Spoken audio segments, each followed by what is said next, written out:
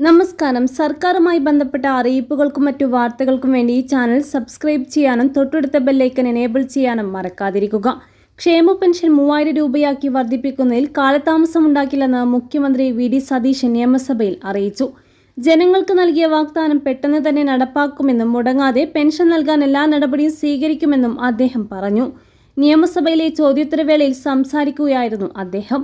അർഹരായ പല ആളുകളും പുറത്തു നിൽക്കുന്നതായാണ് റിപ്പോർട്ടുകൾ ശ്രദ്ധയിൽപ്പെട്ടത്. ഗുണഭോക്താക്കളുടെ കാര്യത്തിൽ ആവശ്യമായ പരിശോധന നടത്തും.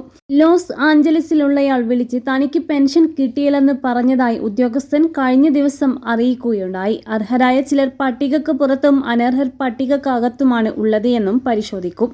മുഖ്യമന്ത്രി വ്യക്തമാക്കി. ഈ മാസത്തെ ക്ഷേമ പെൻഷൻ വിതരണം 24 മുതൽ ആരംഭിക്കുമെന്നും മുഖ്യമന്ത്രി അറിയിച്ചു. സർക്കാരിനെതിരെയായ പ്രതിപക്ഷ ആരോപണങ്ങൾക്കും മുഖ്യമന്ത്രി മറുപടി നൽകുകയുണ്ടായി. UDF അധികാരത്തിലേറിയതിന് പിന്നാലെ സർക്കാർ ആശുപത്രികൾ പൂട്ടിപ്പോകുമെന്നത് വിചിത്രമായ വാദമാണെന്ന് യാതൊരു കാരണവശാലും ഇത്തരം വാദങ്ങൾ അംഗീകരിച്ച് നൽകാനാകില്ല എന്ന് സതീശൻ പറഞ്ഞു. ഉമ്മൻചാണ്ടി ആരോഗ്യ ഇൻഷുറൻസ് പദ്ധതിയിൽ സ്വകാര്യ സർക്കാർ ആശുപത്രികളെ പങ്കാളികളാക്കും.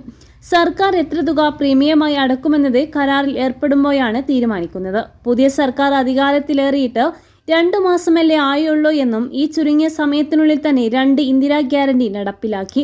വിശദമായ ചർച്ചയ്ക്ക് ശേഷമേ ആരോഗ്യ ഇൻഷുറൻസ് പദ്ധതി നടപ്പാക്കൂ, മുഖ്യമന്ത്രി വ്യക്തമാക്കി.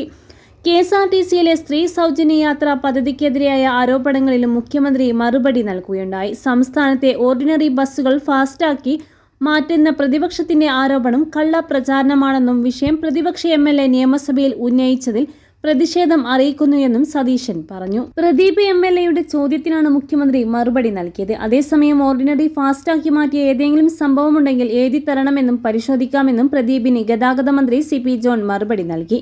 അതേസമയം പകർച്ചവ്യാധികൾ വർദ്ധിച്ചുവരുന്ന സാഹചര്യത്തിൽ രോഗപ്രതിരോധ പ്രവർത്തനങ്ങൾക്ക് ആരോഗ്യവകുപ്പ് പുതിയ ദിശാബോധവും പ്രവർത്തനങ്ങളും ആവിഷ്കരിച്ചിട്ടുണ്ടെന്ന് ആരോഗ്യമന്ത്രി K. മുരളീധരൻ പറഞ്ഞു. രോഗം വന്നിട്ട് നോക്കുന്നതിനേക്കാൾ വരാതിരിക്കാനാണ് നോക്കുന്നതെന്നും വിവിധ വകുപ്പുകളുടെ ഏകോപനം ഉറപ്പുവരുത്തിയിട്ടുണ്ടെന്നും മന്ത്രി വ്യക്തമാക്കി. പകർച്ചവ്യാധികൾ ശക്തിപ്പെട്ടുകൊണ്ടിരിക്കുന്ന സാഹചര്യങ്ങളിൽ നിരീക്ഷണം ശക്തിപ്പെട്ടുകൊണ്ടിരിക്കുകയാണ്. ആശുപത്രി തലത്തിലും സർക്കാർ തലത്തിലും പ്രതിരോധ നടപടികൾ സ്വീകരിച്ചു വരുന്നു. ഡെങ്കിപ്പനി പ്രതിരോധത്തിന് ഡ്രൈ ക്യാമ്പയിൻ ആവിഷ്കരിച്ചിട്ടുണ്ടെന്നും ആഴ്ചയിൽ 3 ദിവസം ഡ്രൈ ആവിഷ്കരിക്കാനുള്ള കലണ്ടർ പുറത്തിറക്കിയിട്ടുണ്ടെന്നും മന്ത്രി വ്യക്തമാക്കി. പകർച്ചവ്യാധി വരുന്നത് ഏതെങ്കിലും ഭരണാധികാരിയുടെ കുഴപ്പം കൊണ്ടല്ല.